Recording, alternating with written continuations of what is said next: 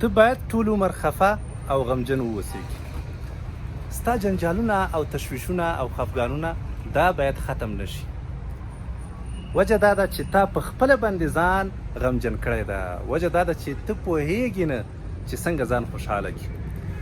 کله چې ته خفه شي او یا غمجن شي نو ته څه کوې؟ سمدستي موبایل راخلي او یا ګناه ته لاس اچي، ګناه کوي. نو ته څه فکر کوې چې دا موبایل به ستا دا غم او دا تشویش او دا خفګان لرې کړي؟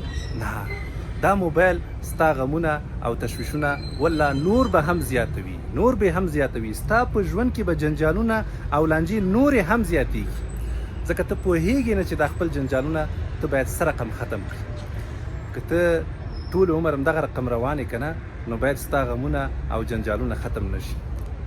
ته د دنیا هوښیارترینو خلکو څخه واوره چې دا کوم شي کې ته مصروف یې موبایل کې که نه، آیا دا تا ته خوشحالي درکوي؟ هغه ټول په دې نظر دی چې نه، موقتي لحاظ ستا پام په بله کوي فقط، خو په هیڅ وخت کې هم نه ستا ستونزې حلولی شي او نه تا ته خوشحالي درکولی شي.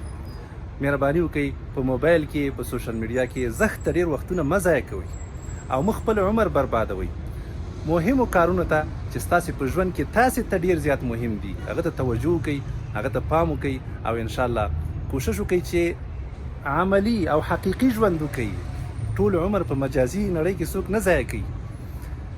هغه کارونه وکئ چې تاسې ته ډېر زیات مهم دي. په الله جل جلاله باندې توکل وکئ، عملي اقدام وکئ. ځان په موبایل باندې مه خوشحاله کوئ. د خوشحالي لپاره نورې ډېرې ښې او یقیني او صحیح لارې شته دي، خو مهمه دا ده چې تاسو په هغه باندې ځانونه پوه کړئ که نه او ځان ترې خبر کړئ. کوشش وکړئ انشاءالله چې خپلو ستونزو ته په واقعي ډول باندې رسیدګي وکړئ او کار ورباندې وکړئ. انشاءالله ستاسې ژوند به ښه شي، ورنه ټول عمر به دغه رقم غمجن یاست.